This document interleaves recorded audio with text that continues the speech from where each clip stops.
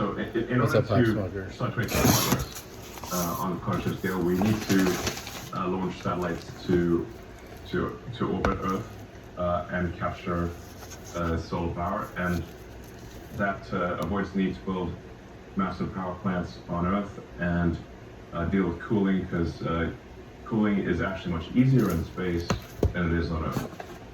You can just radiate to the vacuum. Two more tins of And this. so what we're proposing here, and what we intend to do, is I haven't to tried it climb yet. the Carter scale to be kind of like a respectable civilization. So when the aliens, hopefully there are aliens out there, and they maybe finally decide to talk to us, you know, we have some respectable amount of the sun's energy being used. That's not like totally pathetic, which is the current situation. And so before we start sending data centers, sending all of this to space, there are some limiting factors that we got to get there that would traditionally make it so like this is almost impossible. Yeah, what does it take to scale? Yeah. So things it takes to scale are you need to have a large mass to orbit capability, which is what Starship will give us. That large mass, so you ultimately need to send millions of tons to orbit and beyond, and you need the power associated with that. So if you want to put 100 gigawatts or ultimately a terawatt into space from Earth, you need you will at some point need a terawatt of solar, and then you're going to need a terawatt of AI chips.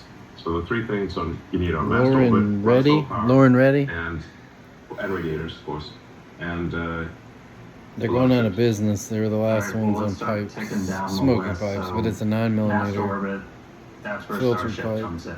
Yeah. We just had first flight B3. It was awesome. I know you were there. It was crazy to see that rocket launch. Yeah. It was like a long time coming. What's Starship's kind of purpose of being? What is it going to be doing? Yeah, so Starship is going to revolutionize space. Really, it's the first rocket design that is capable of full and rapid reusability.